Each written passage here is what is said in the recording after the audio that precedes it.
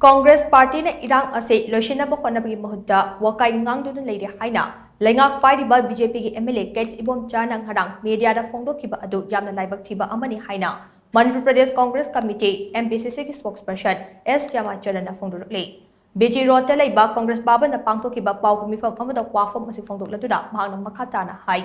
MLA Ibomcha na phongdokkhiba wafam aduda awai akum tawbadi nate adubo mahaki wafam adu yumfam yaudba wafam ne MPCC amadi All India Congress Committee AICC na Wakai Shukhiba leite leingak ki asoiba amadi aranba thabaksing semdoknaba amadi chumthoknaba suggestion piba khaktane Congress Party na Wakai ngangduna leire hairiba ase Congress ki MLA mangana Irang asigi warishin puraknaba hanjin taksinduna lakhiba adura handakta phongdokhiba assembly mifam adudasu Irang asigi matangda khanasi yadabadage miyamgi interest da assembly dagi walk out fawba tawkhibadi hainasu mahana phongdokhe mahangna makhatana hai Manipur illegal immigrant changsilakliba drug lalonba sing amadi anoba khul kaya hawalagliba ase thingnaba handak phongdokhiba assembly mifamda committee ama semkhiba adu yamna thagatningai ne committee asina afaba thabak tawrakani haibigi thajaba thamle hairiba committee asigi oiba meeting ama tang kunda pangthoknaba tharang tawramlaga Congress ki MLA sing mapal tathoki haina aranro wafam haitinduna meeting yaithokliba se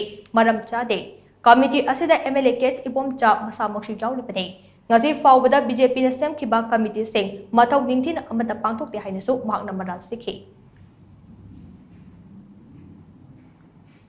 tarik kunda phangdaba meeting adu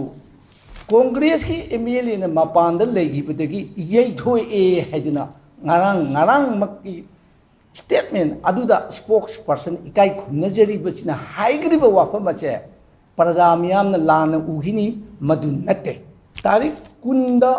meeting ama pangthokani haibagi notice ase thangnaba numit tarik taraga mapanda